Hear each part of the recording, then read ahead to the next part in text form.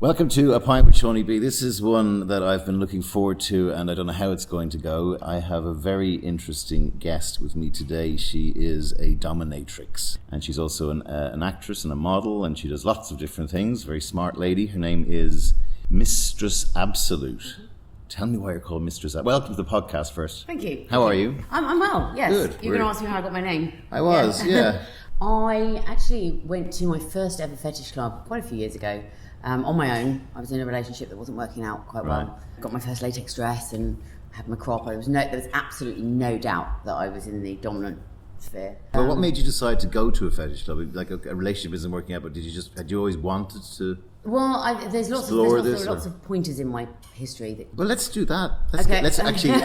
Let's arrive at the end of why you're called Miss. Okay. Where are you from, and how does someone get into this? I have always been dominant. I think I've got some school reports that say my domineering and forthright personality unnerves the other students sometimes.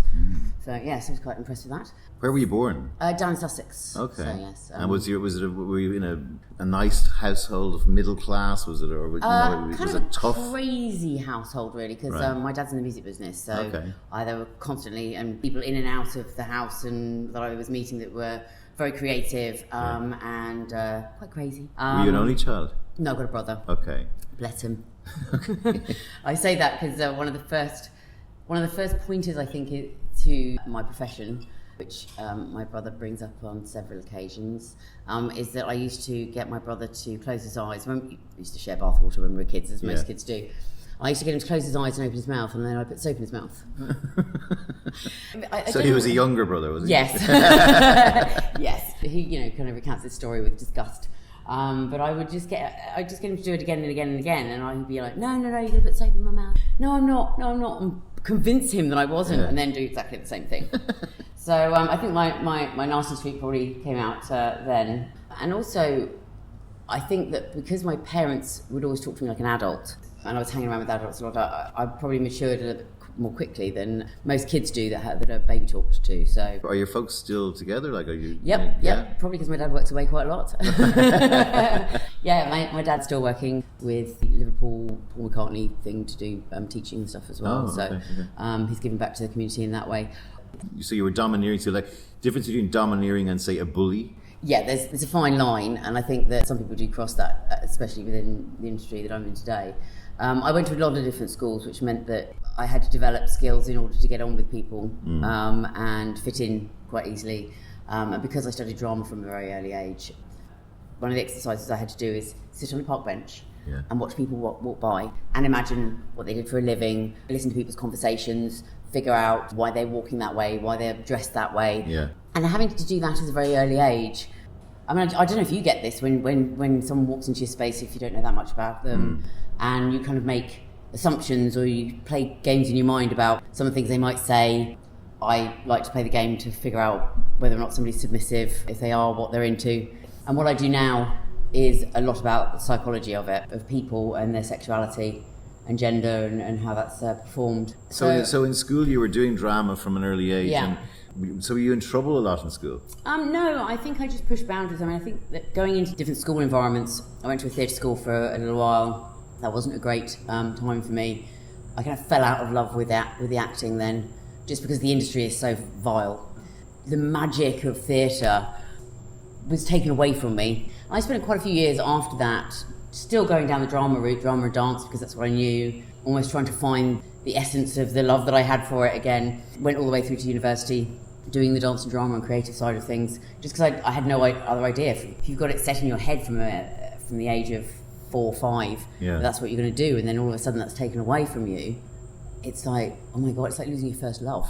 So you were academically smart though as well, because I can tell you're bright. Were you good at all the other subjects as well? Some of them, again, because I moved around a lot, it was really guided by how good the teacher was, and how interested I was in it. I get bored by stuff very easily if I'm not constantly entertained. We're not. You're younger than me, but it was before the whole ADHD kicked in, and we were all just hyperactive children. Yes, right? Yeah, that's me. We would have been put on Ritalin immediately in today's age, but. And I'm glad we weren't, because... I think it's interesting how many kids are put on ADHD medication, especially in the States, because it's much more pokey. I have lots of friends actually who are ADHD, and we will have conversations that have 7 different conversations at once, and people are like, what the hell are you talking about? Yeah. We can balance all these plates, don't worry. Exactly. Spin them all at the same time. It reminds me of a good joke. How many ADHD kids does it take to change a light bulb? Let's go cycle our bikes. Kind of like me. I did have one of my subs once say in session, Mistress, what I love about sessioning with you is that I never know what's going to come next. And I went, that's one of the pluses of having a dom that's got ADHD, because I never know what's coming next either. Oh, okay. And now I got distracted. This is what I'm enjoying this, because we're wandering down a path to get to your name, but the academic we're at school now. Yeah. And I always really enjoyed learning, as long as it was with good teachers. And I actually went back to study 8 years ago now. I did my masters. Mistress should own a master. I did my masters in gender, sexuality and culture, which was, I still look back on it and wonder how the hell I was working, doing all the clubs, teaching, everything. And I did my masters in 1 year. I think I was very tired. And then I started my PhD for 2 years, but unfortunately I had to give that up for various reasons, which was a shame. But I've got quite a lot of research, which I might turn into a book at some point. Did you have an idea what you wanted to do? I knew I wanted to go to university. I wanted that experience. I went to Manchester Met. Okay. And I got a little bit bored in my second and my third year. I went to Ibiza and did a season out in Ibiza. It was the beginning of the whole rave scene. Working for absolute peanuts. And then walking down to space in the morning, having had no sleep from the night before, going partying there and then having 3 or 4 hours sleep, and then, that kind of thing. Which was an amazing experience. When you run out of money in Ibiza, that you have to find somewhere to get some money, or you don't survive. Yeah. So was this like over the whole summer you went? You said, right? You were a wreck when you came back. Or you got used to it. Yeah. You kind of get used to it. I mean, also, I was 19 at the time, so I had enough energy to be able to do that kind of thing and sustain it. So that was an experience, and then came back, and in the third year, I have to say I kind of lost interest in the academic study that I was doing. Oh, what were you studying? Creative arts. Okay. So dance and drama. Right. So I stayed up in Manchester.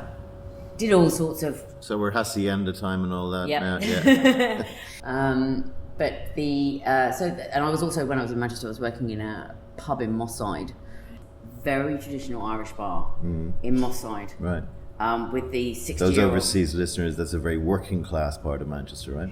Well, it used to be a very dangerous part of Manchester. Yeah, it's not. I mean, it's. I lived in a place called Whalley Range. If I walked from my flat to the pub, it was probably about a 10-15 minute walk. But I would never ever walk there. I would always drive, because it was too dangerous to walk, especially after pubs kicking out and stuff. But the landlady was a 60-year-old, been running this pub forever. Moved over from Ireland. Husband had died. She was like, you do not mess with this lady. It took me ages to get there was a lot of Irish patrons. It took me ages to get a hang of some of the accents. I know. We have the same problem at home. But getting used to the accents, having to take the phone off the hook when the prostitutes came in so they couldn't use the phone, and the Sundays with the traditional Irish singer and weepy ballads. Yeah. I can't say that it's my favourite music genre, to be honest. But again, a great experience, and kept me entertained for a while. Right. So I did various kind of jobs. I did the bar job, and I was also working for a children's theatre company, booking tours. Were you always very positive, or were you getting down, or did you get lost about I don't know what I'm going to do? Or? I was pretty lost at that point. I think that it's very easy to get lost if you don't have... It felt like a train coming up the track rather than a light at the end of the tunnel, to be honest. It was just like, what am I going to do? A friend of mine was working in recruitment, and I'd done some sales for British Telecom at that point. And I moved down to London, got a job in, as a lot of people do who don't know what the hell they're going to do, media sales. Right, yes. Is there any media that needs selling?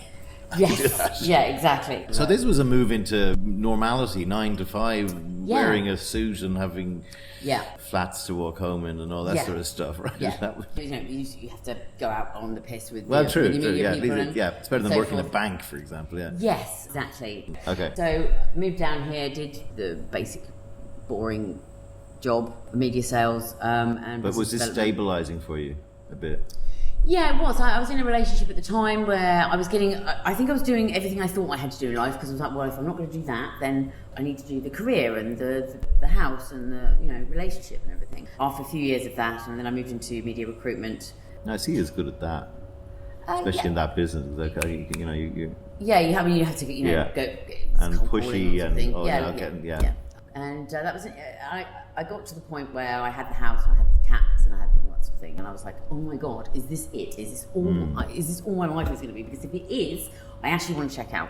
Really, I can't do this for the rest of my life. Do you suffer from depression? I do suffer from depression, yeah. Right. I think a lot of creative people do. Yeah.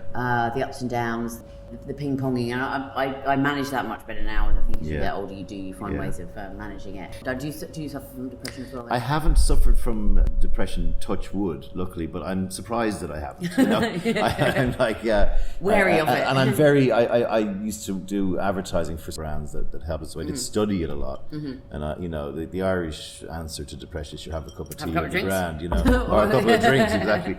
And so I'm very empathetic with people who have, and the more we destigmatize it and the more we make it, people feel comfortable talking about it. There's so many people in this area that have all this kind of ups and downs, and that's what part of life is, and it shouldn't be something to be afraid of. I know there are some people who are very open and very talkative about their mental health. But it's not. No, we don't have to keep it on. No, it's fine. It's fine. Honestly, I'm a very open person. It's like, in fact, my logo is a big A that has Veritas and Progress, which is truth and honesty. That's the foundation of everything that I do, because I really don't like the kind of subterfuge that people have in their lives. But I think that's why I keep myself entertained with things. And did you get bored in relationships? Because you were saying if this is all it is, there's got to be something more. Does that include the guy, or does that just include the guy that I was with at the time was lovely. I mean, he was a lovely guy. He was a lovely guy, and there was nice. Nice, yeah. He ended up marrying a school teacher. I left that house and that environment and went on another journey because I knew that I was never going to be the person that had the kids and the stay that, and I would not be happy like that at all. Well, I made a decision when I was 17 to not have kids and not get married. I decided when I was 13. I told my mother. Why did you decide that? I don't know. Why did you decide it? I decided because I didn't particularly enjoy my own childhood, and I also didn't want to repeat things. And I started work at 18 in advertising. But I saw marriages around me that were people cheating and they were falling apart. And I was kind of going, I'd be probably like that if I got married. But I stuck to it, and I look back at I'm 50 in July, I look back and I go, that was a very smart move. I think for women it's quite difficult as well. It is, yeah. But you're biologically... No, I've never had that. You never tweaked. No. I love children, couldn't eat a whole one. They're also fucking expensive. They are expensive. Yeah. I don't understand this lure for children. Yeah. For that, those golden 3 or 4 years where they're very cute. Yeah, I totally agree. Either side, between the sort of about, but I don't know what age they wipe their arse, but say 5 till 12, where you're the god in their life, and they're great. Either side of that, they hate you. Yeah, exactly. I totally agree. The doming and the events and the performances and the teaching and everything feeds a little part of my ego. And I think if I didn't have that drama of it and the performance of it all, I would feel that loss. But if I wasn't doing what I'm doing now, one of the things I did think about doing, which I couldn't do now because of what I do, would be fostering problem children. Ah, right, okay. I find there's a vanity attached to having kids that I have trouble with as well. Yeah. Primarily because there is thousands of children in the world who don't have a parent. Yeah. And I mean, I'd love if everyone who had one would also take one from an orphanage somewhere in Asia and bring them up together as brother and sister. Yeah. But no, we'd make a lovely kid. No, you fucking wouldn't. The miracle of birth. Yeah, it happened. But it is very egocentric. It is. Yeah, I must procreate. But we're the ones who were told we're selfish. Oh, you're very selfish for not having kids. What? Let's go. No. So I'm more of an anti-natalist. There's a whole thing called. There's a cream for that. ANTI, not ANTE. But basically that actually to bring a child into the world today is actually ethically questionable, given the suffering that they will have and the suffering they will impose on other people on the planet. There's a whole philosophy there that people, don't be so stupid, look at little Johnny and all this kind of stuff. I'm also too selfish. I know that. Well, that yeah. I wanted to go. But I don't think that's selfish. It's you could also call it self-aware. Yeah, mindfulness. Well, no. I mean, Yeah. this is the life I want to live, and actually, not bringing a kid along is a good thing, given what I want to do. Yeah. You know what I mean? Because a kid being tagged along, it's not right. You know, let them be with the school teacher or whatever. You know. Yeah, there've been times in my life where I've gone, should I be having kids? Do I want kids?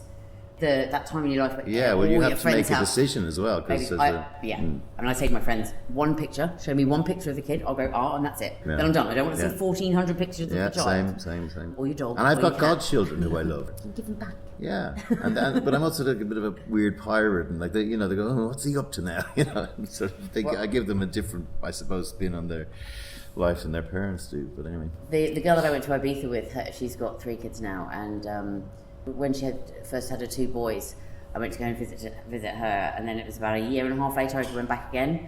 The younger of the kids came running through going, Mummy, it's the crazy lady. I was like, yes, brilliant. I don't out of the mind mouth of babes. Yes, exactly. Yes. So you're in London. You've decided the relationship is not working. Yeah. You're gonna get into something else. Tell me what happens then. So I love reading autobiographies, and I picked up an autobiography from Waterstones that was the autobiography of a dominatrix, and I had always thought a dominatrix, as a lot of people do, is about being a prostitute with a whip. And so reading this book, I'm like, oh, wow. And luckily the person who'd written the book was quite a traditionalist in a sense of how she performed this role as a dominatrix. And so when I got back to the UK, I Google searched her and I found her and I emailed her. So she was working with a company at the time, a fetish club, and she said, well, why don't you come along and meet some people, experience it. I'm doing helping with the marketing for this club. And I was like, on it. Right. Doing it right. So I went and got my dress and, got myself together. And I've been doing some performance stuff with a company in Manchester and around Leeds, and reminds me of my favourite joke, actually. Why is Leeds the drug capital of the world? Don't know. LSD and 2 E's. Very good. Very good. That's 2 good jokes from this podcast. 200% better than excellent. most podcasts. Sorry, go on. And because I've been doing the performance stuff I've been doing, wasn't quite right. I knew it wasn't something I wanted to do. I could see myself getting very bored with that quickly. Well, I don't really want to be walking around on stilts in a club for the rest of my life. And so I went down to this club. At the time, I was still with the boyfriend, with the house and the cats and everything. And I had a Kodak moment. When I say a Kodak moment, they're the defining moments where your life pivots. Yeah, this is where I was trying to get to, yeah. Well, not necessarily where your life if you remember, you get started here. And so I'm standing there, looking in the mirror in my lovely little end-of-terrace 3-bedroom house. I had a latex dress on and a pink wig and crop and spiked boots, and my boyfriend at the time came upstairs reading a newspaper. I went, what do you think? Because he knew I was going to go and do this. He was like, yeah, whatever makes you happy. It's very sweet, but And he looked at me, and he looked up at me his newspaper and went, very nice, and walked off back downstairs again. And I was like, wait a minute, And that moment, I was just like, okay, this is not a relationship that I can. That I'm actually in a relationship, really. Yeah. That reaction was just so. As you got at that boyfriend-girlfriend stage where it was like sex once a week, and It was more to do with the fact that he was very antisocial. I mean, I was going out on my own because he didn't want to go out, or we'd been invited over to friends, and he's like, "Oh, I'm not feeling well," and I had to cancel for the 3rd time and make up some excuse. Yeah. And I felt like, well, I might as well be single. We're living 2 separate lives. Yeah. And as hard as I was trying to work to make it work, it wasn't a partnership, it wasn't a relationship. Or not. And actually, a lot of people in life, on both ends of that equation, they stick around for far too long, and in marriages, relationships that are just, you only get one chance. And the faster you can understand both of you, and it's, as you said, it's about honesty. Just say, this is not really working. Yeah. And people are afraid to be single, and they're afraid to be on their own. It's like crazy. Anyway, sorry for interrupting. No. I mean, he's one of the few exes that I don't talk to anymore. Right. He said that he could never forgive me for basically leaving him, Right. which is fair enough. I mean, I did turn his world upside down, but I couldn't stay in that for him. You did him a favour. I did do him a favour, Yeah. but obviously at the time that's not. No, I get it. You know, it's not what I you get think. it. You broke his heart. I broke his heart. Yeah, I did break his heart. But my heart was already broken anyway because I'd already got to the point where I'd realised that this was not working. And but I knew that. But it was such a momentous task to Unravel everything. Yeah. I mean, marriage is one thing, but joint bank accounts and cats and all that kind of thing. That's why people stay, because it's very hard to untangle yourself. Well, it is easier when you're not married, though, because you can fucking walk out the door. You can, but then if you've got a mortgage and you've got joint bank accounts and all that kind of stuff, that's kind of all the being practical married. stuff. That's what I would call being married. Yeah. Keep everything separate, and it also keeps you on your toes, I think. Yeah, it does. I'm intrigued with you got the whip and the pink hair. So was there a fetish gap in your sexual desire that you felt was being unfulfilled? What, like, you read this book on holiday and you were immediately drawn to this world. Yeah. I think the alternative side of it, the fact that it was something left of centre, the psychology, the drama of it, it's one of the things I've been talking about with some of the female empowerment groups that I do panels with as well, is the power of being a sexual being without actually having to go out and have sex with everybody. This goes back to kind of the misconception of what I do for a living. I do not offer any happy endings. I do not have sex with my clients. Yeah. I do not offer them hand jobs, blow jobs. Yeah. If that's part of their session, then I might time them whilst they're got their cock in their hand, which obviously might put them off slightly. 10, 9, 8, no pressure. Yeah. 6, 5. So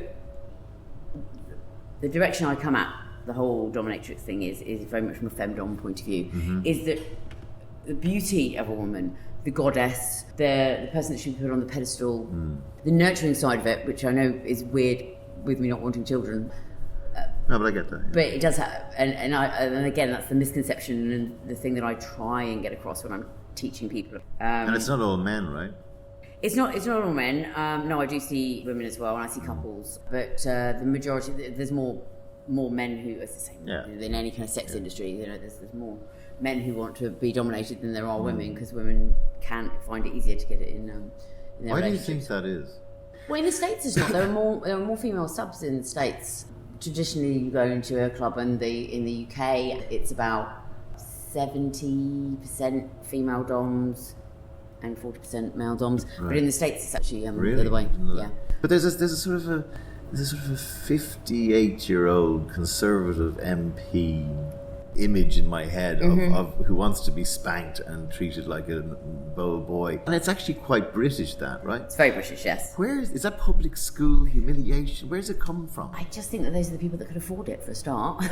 It's not a poor man's game, this stuff, No, I know, but like, politicians aren't. I'm sorry for using politicians as an example, but you know what I mean. Yeah. There's always like a scandal, and I guess they get caught because they're more in the public eye, and everyone's like, the newspapers are all after them.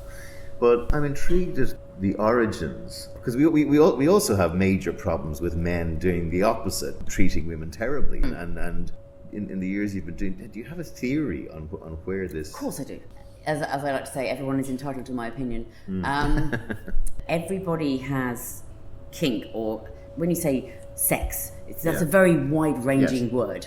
Most people have a kink. There is actually a very small proportion of the population that just get off on missionary sex, that even if it's high heels or somebody likes eyelash extensions, and everyone has a taste. So a kink is not necessarily a kink, it's really just it's your taste. And a lot of people's kink, I think, actually starts when the person becomes a sexual being but doesn't know what one is. What I mean by that is, we'll take the school teacher kind of scenario for an example. When you're a young boy and you're sitting at a desk and you're fidgeting because you've got ADHD, and then your trouser rubs on your cock, and all of a sudden you go, as we know, most under 6 kids fiddle with themselves all the time, although it's shamed a lot, which I think is a shame. At that particular point, the teacher walks past with her clunky heels past you, so that noise is then linked into your head as a trigger. So the next time she walks past, or he, whatever, you remember that moment, and then you remember that moment down there, and then those two are intrinsically linked. As with anything, memories, experiences, all take a different pathway and get linked with something else, So it can get very, the pathway from the start of that bit sitting in your desk could end up as something very, very different along the line because of the memories and because the next time you heard the clunky shoes, you were actually, I don't know, in Asda, and you suddenly have an Asda fetish, Well, in Ireland we have also the church coming in strong here, because the whole idea that, when I was growing up, was bet into was that sex was a sin, and procreation only, and no one should be having fun with it. Yeah. And you're going to confession, and there's a priest asking you how holy purity is. Weird. That's also weird, and you end up being churched and shamed, and it is about shame. But then shame can be a fetish in itself. Yeah. Because that feeling, that embarrassment feeling, Yeah. where your face flushes and your stomach turns, Yeah. is very, very similar to the flip of like being excited. Yes. No, I get it. And you get that pumping around of the endorphins, the adrenaline. That's your grey line which you can cross over sometimes. And sinning. And sinning, well, it's good. It's great to be bad, isn't it? Yeah. Sometimes you get the excitement. The first time, you ever I'm being shoplift. Extremely naughty now. Yeah. And you get that the excitement. shoplifting thing is a good one. Yeah. But you get an adrenaline and people who do it endorphins. don't need to do it. It's for complete different reasons. It's for the kicks of the adrenaline and the endorphins. So and getting caught and getting punished. yeah, Here we go. Exactly, Right. exactly Yeah. all the way along the line. I think that the UK educational system is so screwed in not informing kids about sex and sexuality, and same back home. and the emotional responsibilities that's involved in that, not just the mechanics of it. A great example of that is the amount of priests who were put into priesthood before any kind of sex education, before they even had, probably primed before even through puberty. Yeah. To them, that's just something that happened. It wasn't because they were decided to be a paedophile. Well, I've talked about this on a previous podcast, and it was like, and it's kind of I did a little comedy bit about it, which was that the when you were a kid, you'd say, how do I know if I'm going to be a priest? And the priest who's teaching you religious education would say, you'll receive a sign from God. And actually, my theory is that the sign that these kids got was a lack of interest in women. And so, unbeknownst to itself, the Catholic Church were hoovering up, I like using that word, were hoovering up all the gay men in Ireland, when gay wasn't a thing, into the priesthood, because when they did interfere, and tens of thousands of kids, I keep saying this because everyone in Ireland goes, it was a really small number. No, it was tens of thousands of mainly boys, not girls, were abused. And that's the fact that possibly huge numbers of homosexual men joined the priesthood thinking the sign from God was celibacy. I can do celibacy. But also that there is a natural release that has to happen. If you're a 19-year-old going into priesthood, you're going to have the urge to bang one out. Yeah.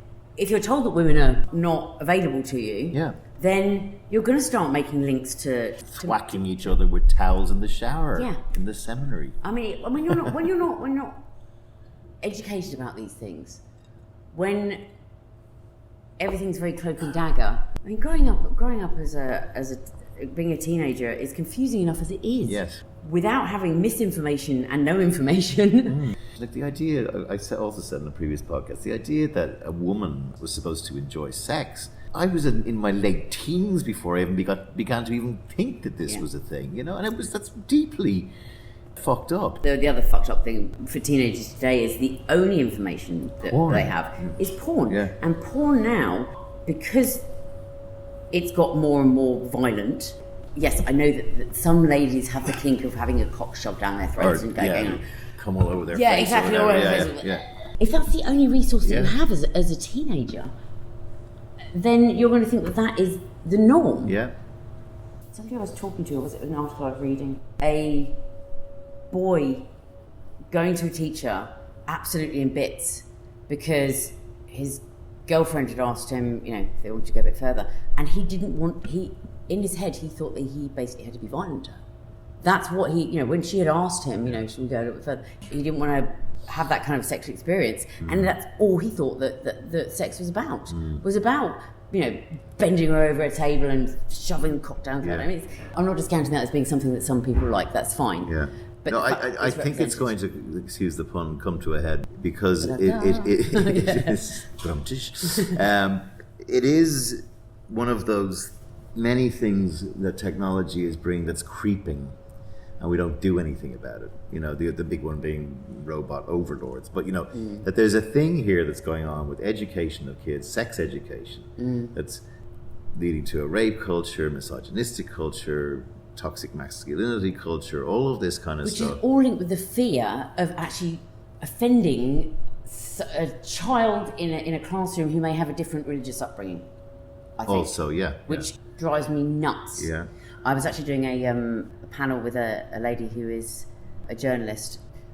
Kind of one of the things that is a revelation to a lot of people is that if you're an Arabic lady, you can actually divorce your husband if he's not satisfying you sexually.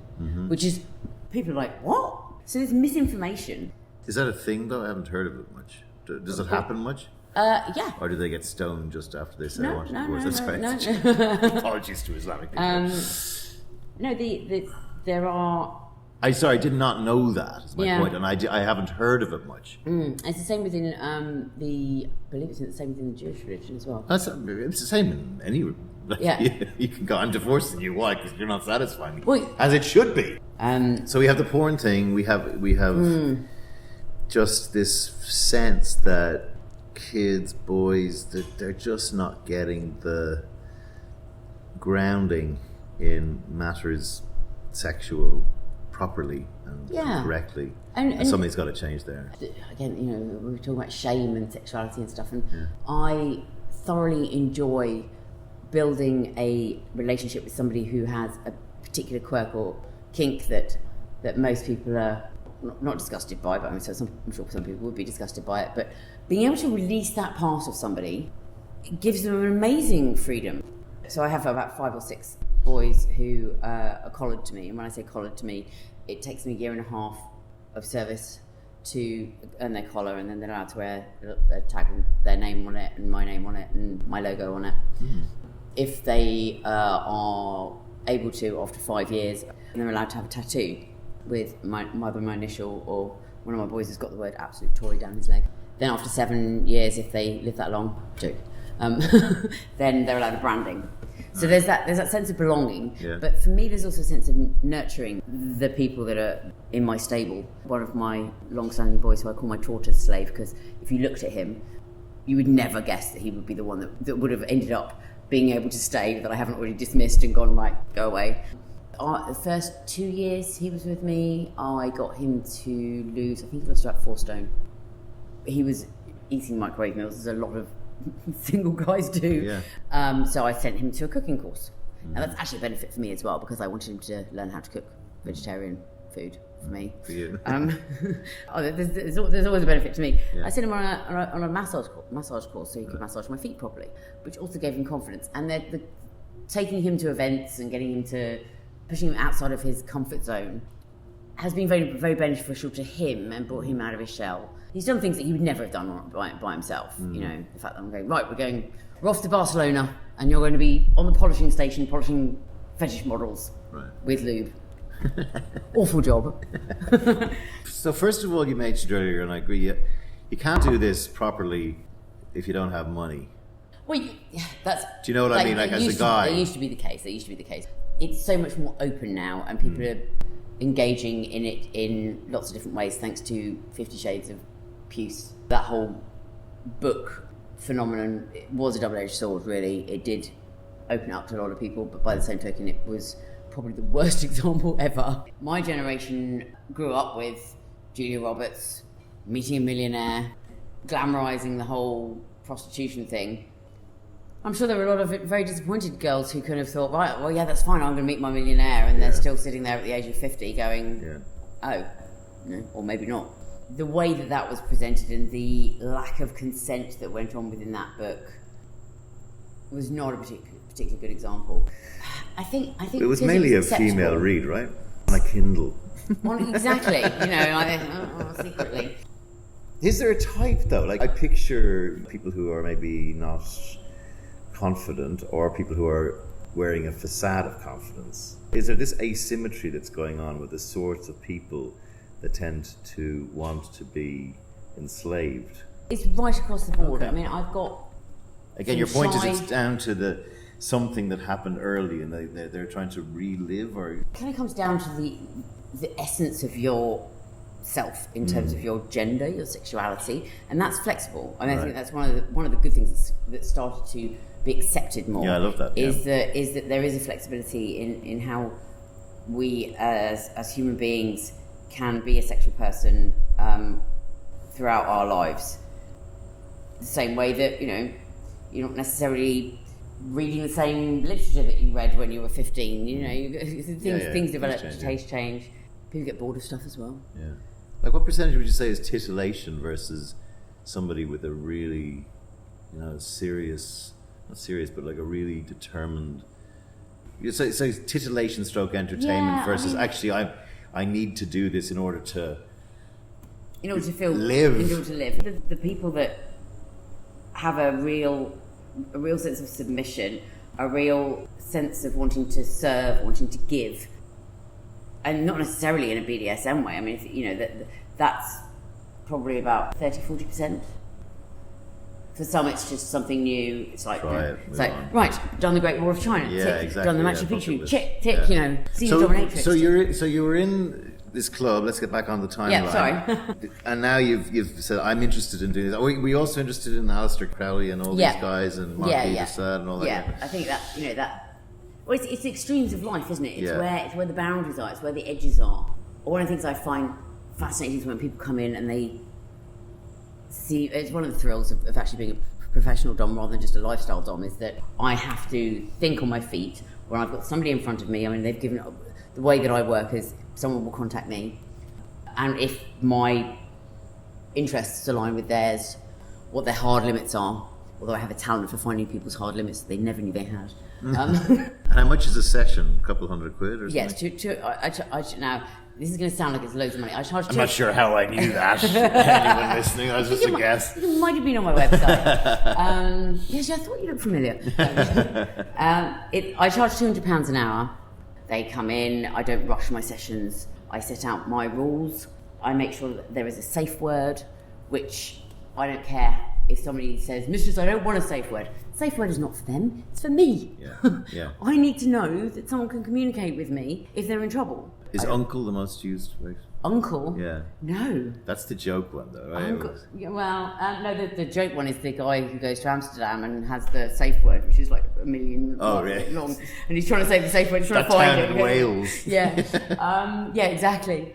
Now I use red as a safe word. Then I also have amber as well. That's just if someone's new and they just need a little bit of control, just be able to give like a timeout, and then we start the session. And there are other ways that it works. If someone wants to go straight into it, then we'll have the conversation beforehand and whatever, if it's a role play sort of scenario. But so there's also that £200 for the hour. I've got my equipment under there, I've got disposables, I've got my website, the time it takes them to get in, session, shower afterwards. So actually that's like 2 hours pretty much in total. Obviously you don't session all the time. It can be incredibly emotionally and physically draining. Yeah, I bet. Because you are, I mean, I joke with people who don't know what I do for a living. If I'm in an environment where I really can't be bothered to go through the same questions as I normally get asked, I just say I'm a psychodrama therapist.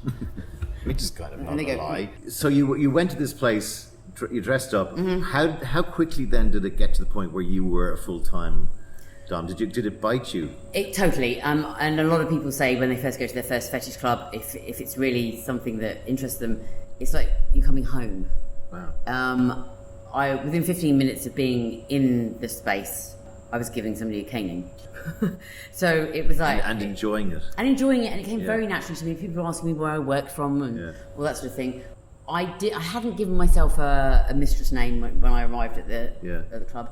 I knew I wanted something that meant the epitome, the best, the absolute. Yeah. And I was talking to a guy at the bar who has a very interesting kink that I do not engage in. He called himself Dr. Lou.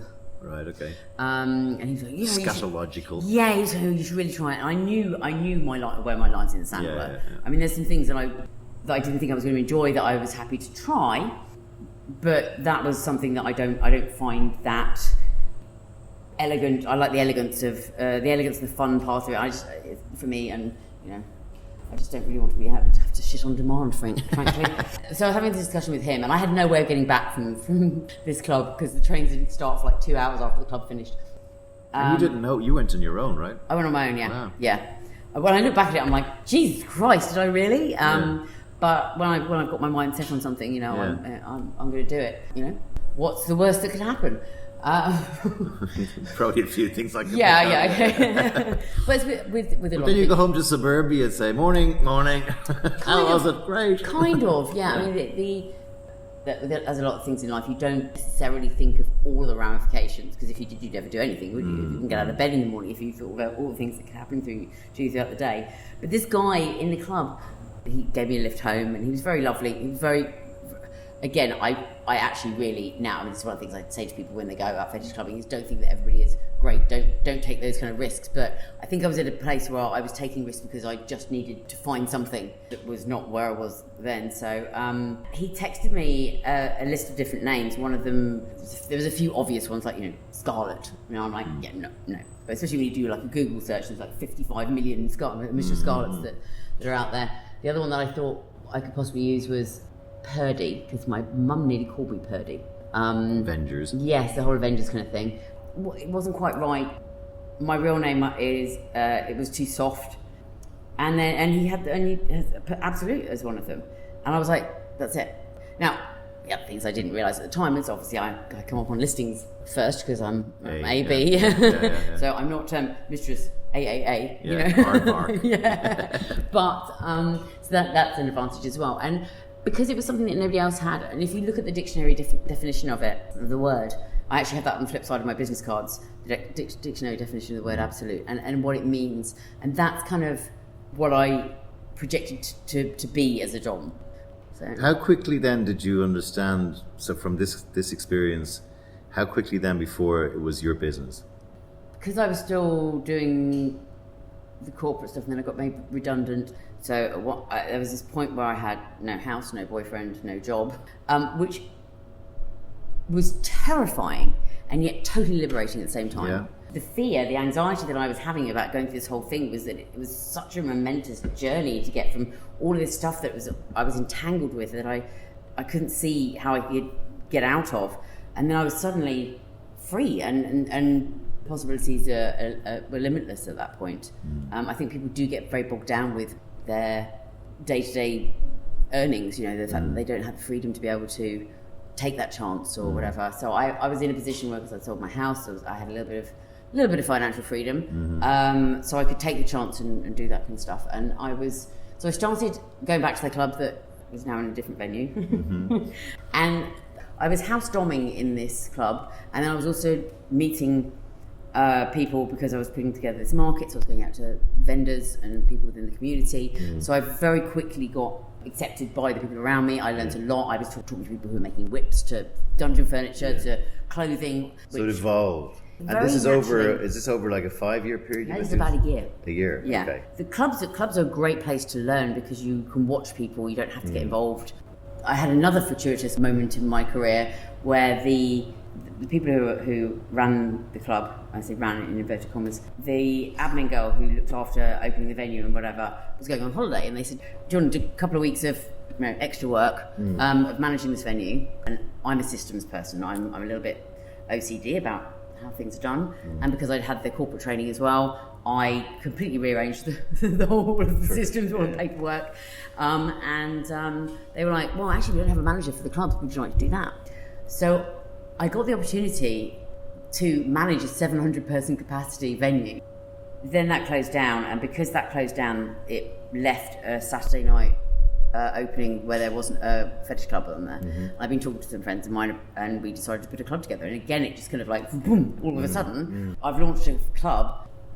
Was a baptism of fire in many ways, because venues at that point, and it's still the same today, a lot of venues don't want fetish clubs in there because of the sexual element to it, even if there isn't actually any sex going on in there.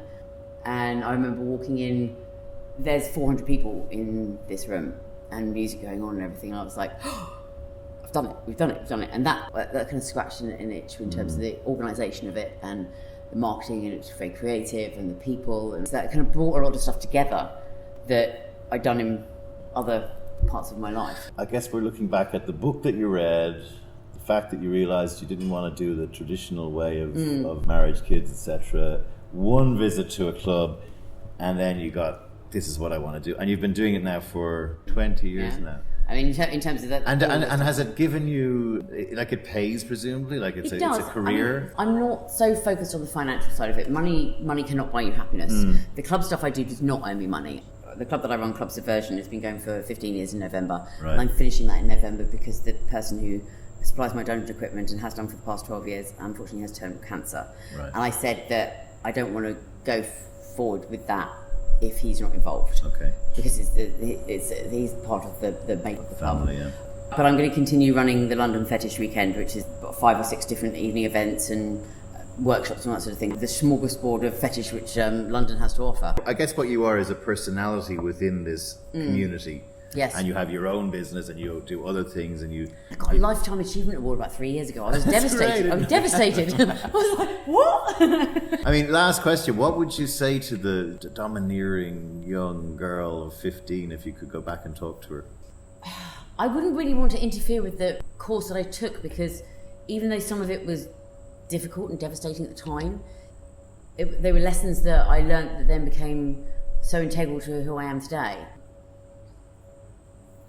What would she think of you? I think she'd probably think, thank fuck. Right. You found something. Found something. I mean, my parents were worried when I got made redundant and I went to go and tell them what I was doing for a living, but I wanted to tell them face to face. And my brother was like, come on, I've got to go to band rehearsal, blah, blah, blah. And I was like, I wanted to have you all together. And I said, okay, well, I'm a house doming in a fetish club, and I'm also doing this event, this market and all that sort of thing. My brother went, thank God, Mum and Dad thought you were going to become an accountant or something. I mean, I kind of think that kind of summarises it up, that it's not the best paid job in the world, because I do it with integrity, and I get to do really fun stuff and put together scenarios which are crazy and that I wouldn't do in a regular world.